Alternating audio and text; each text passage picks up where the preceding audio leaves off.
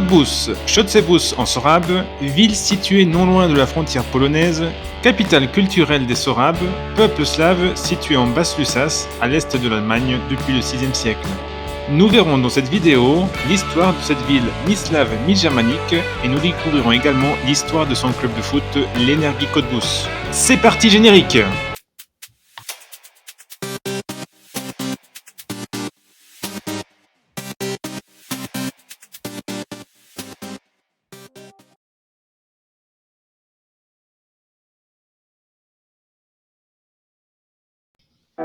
Bonjour tout le monde, bienvenue dans Ville et Football, toujours à la découverte de nouvelles cités et de nouvelles contrées. Pour ne rater aucune de ces aventures, n'oubliez pas de vous abonner et aussi de mettre un like si la vidéo vous a plu. Comme toujours, le narrateur est la personne qui est sur la photo. C'est au VIe siècle qu'un peuple slave s'installa entre les rivières de la Spree, de l'Oder et de l'Elbe. Cet endroit s'appela la Serbie blanche. Une partie de cette population émigra vers les Balkans et formera plus tard l'actuelle Serbie. La population restante restera dans la région, qui s'appellera Lausitz par les Allemands, qui vient du tchèque Lusice, qui signifie les enfants des marécages. Les habitants se font appeler les Sorabes ou les Serbes de Lusace. Les Sorabes construisirent une forteresse sur une île de sable sur la rive ouest de la Spree vers le 8e siècle. Cette forteresse se développa comme cité marchande dès le XIIe siècle.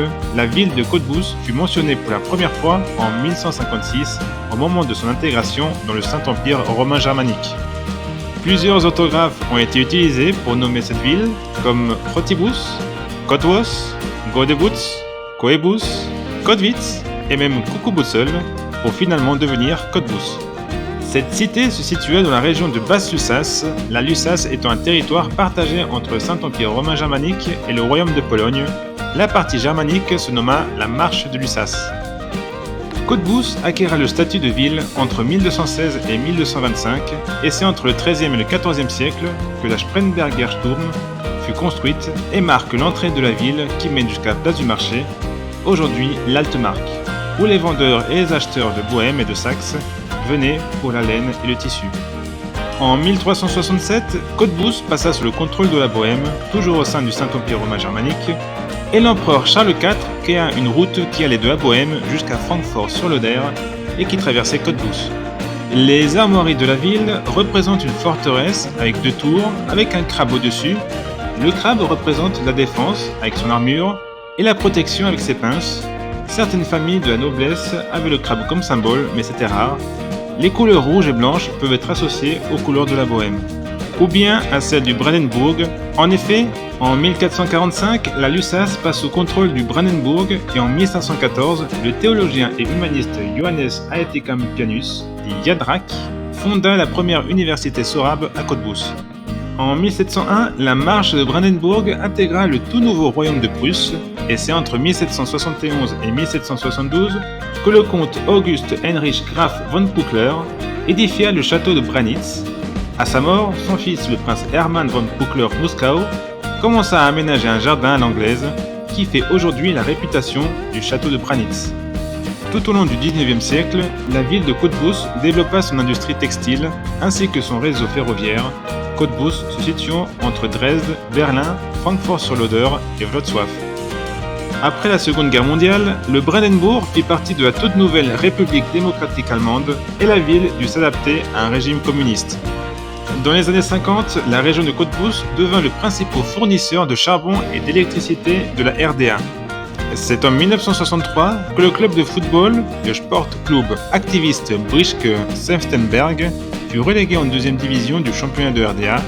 À ce moment-là, les dirigeants politiques décidèrent de faire passer l'équipe première dans le tout nouveau club fondé du Sportklub Cottbus, dans le but d'en faire l'équipe la plus forte de Cottbus devant l'ASG Vorfahrt Cottbus, le club de l'armée de l'air. Les déménagements d'équipe étant fréquents à l'époque de la RDA. Le SC Cottbus jouait à cette époque au Max-Reimann-Stadion, du nom d'un politicien du Parti communiste d'Allemagne de l'Ouest qui se réfugia un temps en Allemagne de l'Est. Après l'échec de ce projet, la section football se sépara du club et rejoigna le tout nouveau Betriebssport-Gemeinschaft, association sportive d'entreprise, Energie Cottbus, fondée le 31 janvier 1966. Ce nouveau club fut baptisé BSG Energie Cottbus d'après une idée d'un passionné nommé Bodo Krautz, l'un des 450 lecteurs du Lausitzer Rundschau, qui participa au concours organisé par le journal pour trouver un nom au club. La ville de Cottbus étant un important producteur d'énergie avec plusieurs centrales électriques et des mines de lignite à ciel ouvert. L'Energie Cottbus changea de stade et s'installa au Stadion der Freundschaft, le stade de l'amitié, inauguré en 1930. Le logo du club garda les couleurs rouge et blanche, couleurs des armoiries de la ville. L'Energie Cottbus réussit à monter en première division pour la première fois en 1973, mais fut tout de suite relégué. Ce sera la même chose en 75, 81 et 86, où ils furent tout de suite relégués juste après leur montée, le club devant remettre leurs meilleurs éléments au Dynamo Berlin sur décision du parti. L'Energie remonta en 1988 et réussit à se maintenir pour la première fois de son histoire, ce qui permit à l'équipe de faire un bond en termes de résultats la saison suivante. À la fin de la saison 1990, l'Energie Cottbus termina à la 7e place du championnat est-allemand, ce qui les qualifiait pour la Coupe Intertoto où ils furent éliminés dès le premier tour.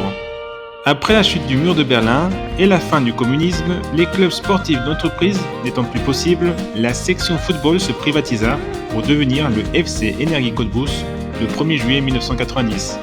L'Allemagne se réunifia officiellement le 3 octobre 1990. La saison 90-91 allait être la dernière saison de l'histoire de l'Allemagne de l'Est. Ensuite, les équipes allaient être dispersées dans les différentes divisions du championnat ouest-allemand. Bien sûr, l'Energie Cottbus a fait ce qu'il ne fallait pas faire en finissant dans les dernières places et fut envoyé en 3e division. L'Energie tenta plusieurs fois de remonter et à la fin de la saison 96-97, après 57 matchs d'invincibilité, termina à la première place et remporta le barrage contre Hanovre qui leur permirent de monter en 2e division. Cette même année, Cottbus réussit l'exploit de se retrouver en finale de la Coupe d'Allemagne, mais s'inclina 2-0 contre Stuttgart. Avec des moyens limités, le club de Lussas réussit à monter en Bundesliga en terminant 3e à la fin de la saison 99-2000 avec l'ancien entraîneur du Dynamo Dresde, Eduard Geyer. À ce moment-là, l'Energie comptait beaucoup de joueurs venant d'Europe de l'Est, comme le gardien bosnien Tomislav Piplica, le roumain Vasile Mariuța, le polonais Witold Wawrzyk et le buteur croate Antun Labak. Afin de représenter la culture sorabe, Lautsi, le Lausitzer, est la mascotte de l'Energie Cottbus. Pour rappel, les Lausitzer sont les habitants de Lussas.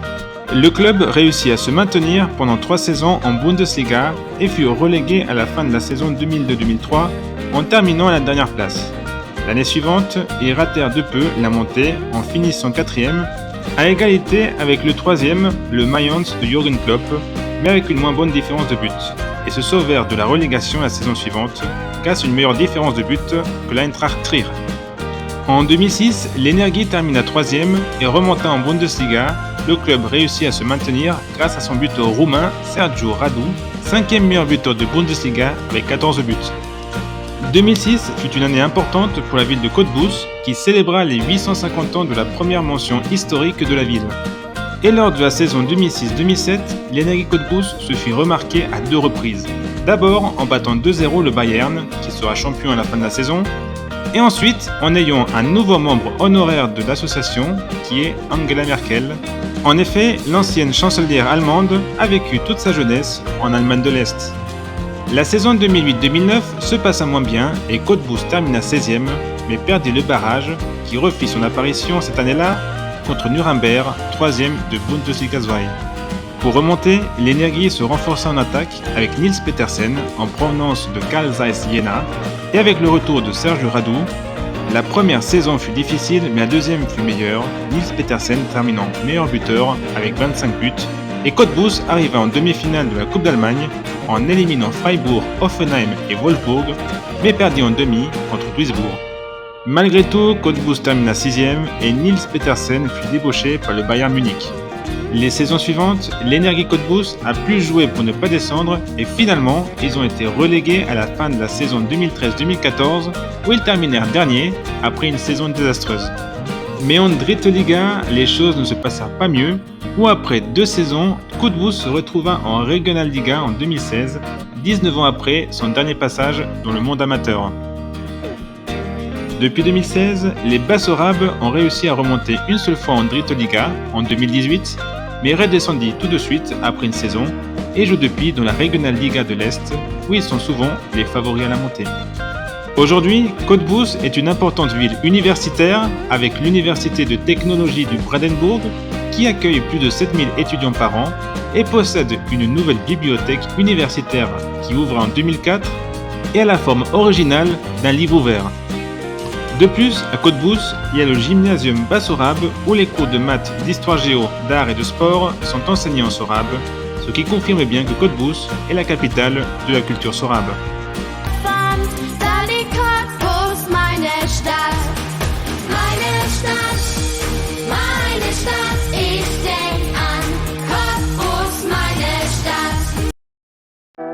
Et voilà les amis, c'est tout pour aujourd'hui. Maintenant, vous en savez plus sur Cottbus et les Sorabes, donc n'hésitez pas à mettre un like. Et afin de ne pas rater les prochaines vidéos, n'oubliez pas de vous abonner. Et je vous dis à bientôt pour une nouvelle vidéo de Ville et Football.